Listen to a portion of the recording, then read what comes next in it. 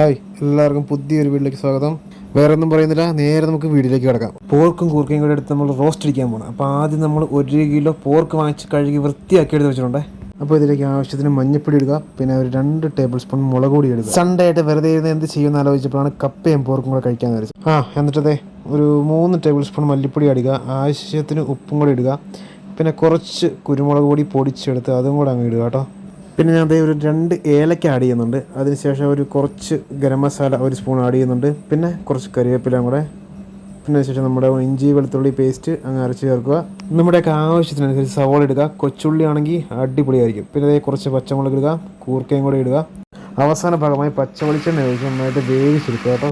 അങ്ങനെ വേവിച്ചെടുത്ത പോർക്കിൽ നമ്മളത് അതിൻ്റെ നെയ്യ് ഊറ്റി മാറ്റി നേരെ ചീനച്ചട്ടിയിലാക്കി അതിനുള്ള മസാല ചെയ്യാനുള്ള പരിപാടിയാണ്. അതിനാവശ്യമായിട്ടുള്ള ഇഞ്ചി വെളുത്തുള്ളി പേസ്റ്റ്, വറ്റൽമുളക്, തേങ്ങാക്കൊത്ത് ഇതൊക്കെ ഇട്ട് മൂപ്പിച്ചിട്ട് കുറച്ച് കറിവേപ്പിലയും കൂടി ഇടുക. ഒരു സവോളയും കൂടെ ഞാൻ അരിഞ്ഞത് ആഡ് ചെയ്യുന്നുണ്ട്. അതും കൂടി ഇട്ട് നന്നായിട്ട് അങ്ങോട്ട് വഴറ്റിയെടുക്കുമ്പോൾ നല്ലൊരു സ്മെല്ലൊക്കെ അടിക്കും കേട്ടോ. അപ്പോൾ പോർക്കിൻ്റെ പരിപാടി ഞാൻ റെഡിയാക്കുമ്പോഴത്തേനും അമ്മ നമുക്ക് വേണ്ടി സൈഡിൽ ഇരുന്ന് കപ്പ വേവിച്ച് റെഡിയാക്കുന്നുണ്ട് കേട്ടോ. അങ്ങനെ വേവിച്ചെടുത്ത കപ്പയിലേക്ക് തേങ്ങാപ്പീരയും കൂട്ടും എല്ലാം ചേർത്ത് വെച്ച് ഒന്നും കൂടെ ആവി കയറ്റിയെടുക്കാൻ വേണ്ടി മൂടി പൊത്തി അവിടെ വെച്ചിട്ടുണ്ട് കേട്ടോ. ഓക്കെ, അപ്പോൾ അത് അവിടെ ഇരിക്കട്ടെ. നമുക്ക് നമ്മുടെ പോർക്കിലേക്ക് അങ്ങ് തിരിച്ചു വരാം. അങ്ങനെ നമ്മുടെ സവാളയും തേങ്ങാക്കൊത്തും എല്ലാം ആ നെയ്യിൽ കിടന്ന് നന്നായിട്ട് വഴറ്റി റെഡിയായി വരുന്നുണ്ട്.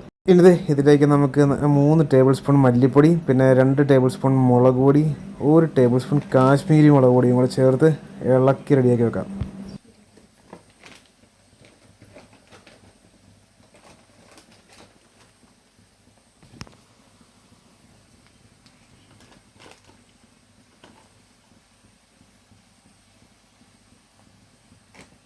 അങ്ങനെ പൊടിയൊക്കെ മൂത്ത് വരുമ്പോഴത്തേന് അതിനകത്തേക്ക് ഒരു 1.5 സ്പൂൺ ഗരം മസാലയും 1 സ്പൂൺ മീറ്റ് മസാലയും കൂടി അങ്ങ് ആഡ് ചെയ്യുക കേട്ടോ.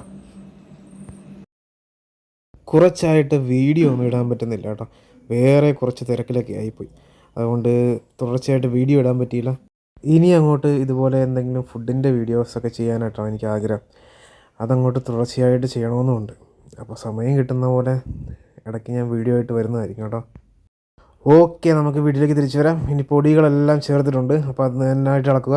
പിന്നെ അത് ആവശ്യത്തിന് ഉപ്പും കൂടെ ചേർത്ത് ഇളക്കിയതിന് ശേഷം അതിനകത്ത് കഷ്ണങ്ങളെല്ലാം എടുത്ത് കൂട്ടുക. ഓക്കെ, അങ്ങനെ അവിടെ നിന്ന് വേവട്ടെ നമ്മുടെ പോർക്ക്.